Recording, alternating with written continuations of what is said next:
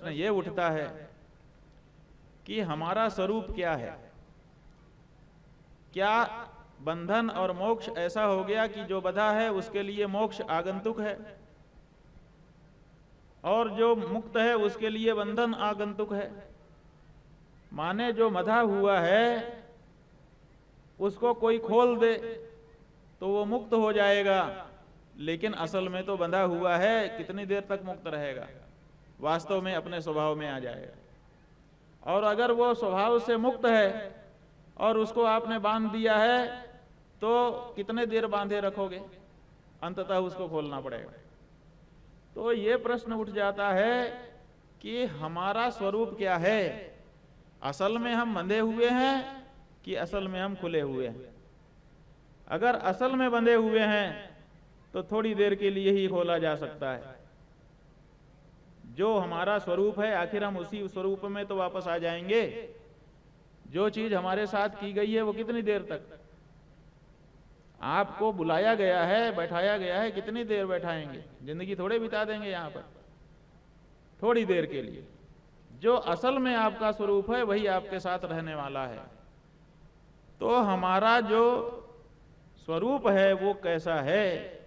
क्या हम असल में बंधे हुए हैं कि असल में मुक्त हैं? यह प्रश्न उठता है।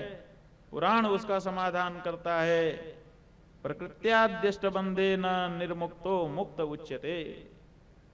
ये जो 8 बंधन हैं यही आगंतुक हैं, क्योंकि जो बांधा गया है वही खुलेगा, उसको खोलना ही पड़ेगा। क्यों? क्योंकि उसका स्वभाव नहीं है। तो आपको मुक्त होना ही है, इसीलिए आपके मन में निरंतर मुक्ति की कामना बनी रहती है। आप बांधे गए हैं, असल में आप मुक्त थे, और जब ये बंधन हट जाएगा तो फिर से जैसे थे माने मुक्त थे तो मुक्त ही हो जाएंगे। तो आत्मा जो है वो शुद्ध बुद्ध मुक्त स्वभाव है, स्वाभाविक रूप से वो मुक्त है। ये बंधन तो आगंतुक है। तो बंध कैसे गए भैया? जब हम मुक्त थे तो फिर बंधे कैसे? तो बताया कि आत्मा जो है वो शुद्ध बुद्ध मुक्त स्वभाव है, बंधन तो उसके अंदर है ही नहीं। लेकिन ये जो बंधन की अनुभूति उसको हो रही है वो माया के कारण हो रही है। फिर ही सदा माया कर फेरा, बदेऊ कीर मरकट की नाई, सो माया बस वयऊ गोसाई। जब माया के परवश हो जाता है तो कीर और मरकट की तरह से बंध जाता है। ये बंधन भी गजब का है। ये कैसा बंधन है? सरकोंधी वाला, कि एक छेड़ा पकड़ के अगर खींच दो तो गांठ खुलने में देर नहीं लगती है, और अगर वो छेड़ा पकड़ के नहीं खींचा तो बंधे ही रहोगे। क्या है कि ये जो बंधन है वो बंधन असल में है ही नहीं, बंधन का भ्रम है। कीर मरकट की नाई का हमारा बंधन है। कीर माने होता है तोता और मरकट माने होता है बंदर। ये जो कीर माने तोता और मरकट माने बंदर हैं, ये कैसे बंधते हैं?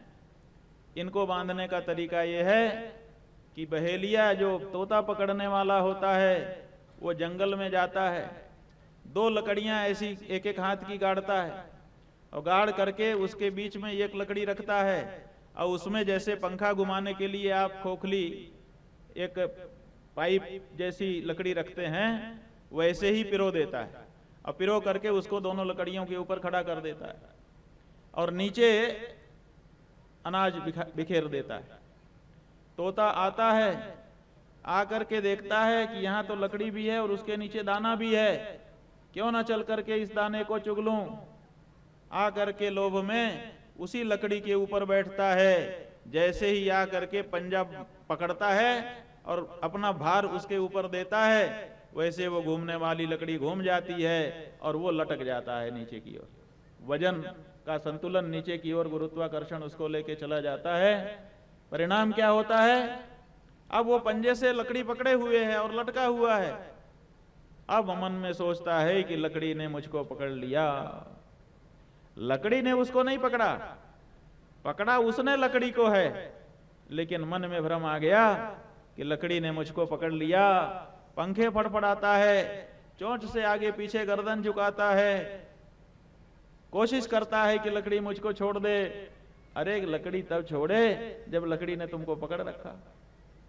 लकड़ी ने तो तुमको पकड़ा ही नहीं, पकड़ तो तुमने लकड़ी को रखा है, लेकिन तुम्हारे मन में भय है कि लकड़ी ने मुझको पकड़ लिया, भ्रम है, और इसीलिए वो तोता उसमें लटका पड़ा रहता है। चाहे तो अपने पंजे केवल यूं इतना ही करना है उसको, जैसे ही पंजे ऐसे खोलेगा वैसे नीचे एक हाथ की दूरी है, गिर जाएगा, चोट भी नहीं लगेगी, और फिर सीधा होकर के उड़ जाए, अनंत आकाश में विचरण करे।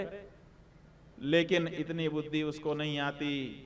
वो ये समझ करके कि लकड़ी ने मुझको पकड़ लिया, पंख फड़फड़ाता रहता है, भय लिया, आराम से आता है, आ करके तोते को पहले पकड़ता है, बाद में पंजे को छुड़ा देता है और अपने पिंजरे में रख करके बाजार में ले जा करके बेच देता है। सदा सदा के लिए पिंजरे के बंधन में बांध देता है। फिर ही सदा माया कर फेरा। ये माया का बंधन है, माने बंधन है ही नहीं, भ्रम है। ऐसे ही मरकट माने बंदर पकड़ा जाता है। बंदर पकड़ने वाले लोग, जो सुराही होती है जिसकी पतली गर्दन होती है, गर्मियों में जिसको पानी ठंडा करने के लिए आप लोग अपने घर में रखते हैं, उस सुराही को लेकर के जंगल में जाता है, मिट्टी में गड्ढा खोद देता है, गड्ढा खोद करके उसमें सुराही को दबा देता है, केवल गर्दन बाहर रहती है, और उस सुराही के अंदर थोड़ा गुड़ थोड़ा चना डाल देता है, और फिर 2-4 चने अगल बगल में डाल देता है, और फिर दूर जाकर के बैठ जाता है। बंदर आता है, चने देखता है, जाकर के चने खाता है, 3-4 चने खाने के बाद चने बाहर के खत्म हो जाते हैं, फिर अंदर देखता है कि क्या है, देखता है चना है, गुड़ है, प्रसन्न हो जाता है कि अरे वाह, हमको तो बढ़िया भोजन मिल रहा है, तो अपना हाथ सुराही में डाल देता है और गुड़ और चना पकड़ करके मुट्ठी बांध के निकालने लगता है। तो जब वो हाथ डालता है तब तो ऐसे पंजे रहते हैं जैसे हमारी बहनें चूड़ी पहनते समय कर लेती हैं, ऐसा लंबा। तो वो सुराही के अंदर हाथ बड़े आराम से चला जाता है, और अंदर जाने के बाद जब मुट्ठी बांध लेता है तो यहां पर घाट बन जाता है, और उसमें भी गुड़ और चना पकड़े हैं तो और बड़ा घाट बन गया।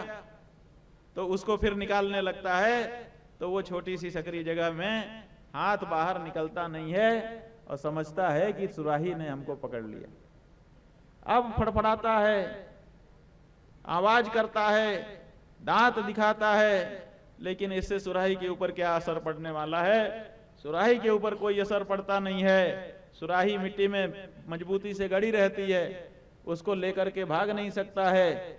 समझता है कि सुराही ने हमको पकड़ लिया, जबकि सच्चाई क्या है? सुराही उसको पकड़ नहीं सकती। सुराही ने पकड़ा ही नहीं है। जब चाहे हाथ का गुड़ और चना छोड़ करके जहां का तहां अपने हाथ को जैसे डाला था वैसा करके यूं करे तो उसका हाथ बाहर आ जाएगा। लेकिन बंदर चना और गुड़ छोड़ना नहीं चाहता, परिणाम पकड़ा रहता है। बहेलिया जब चाहता है आकर के बंदर को पकड़ करके उसके गले में फंदा डाल देता है, और फिर ले जा करके छड़ी से मार मार के डमरू बजा बजा करके उसको कलाकारी सिखाता है, और फिर कलाकारी दिखा दिखा करके जैसा बहेलिया डम डम डमरू बजाता है वैसा करने के लिए बाध्य हो जाता है। अपने मन की कुलांच उसके बाद वो बंदर नहीं भर पाता। तो ये बंधन जो है ये असल का बंधन नहीं है, ये बंधन ब्रह्म का बंधन है, लेकिन बहुत तगड़ा है। ऐसा बंधता है कि छुड़ाए नहीं छूटता।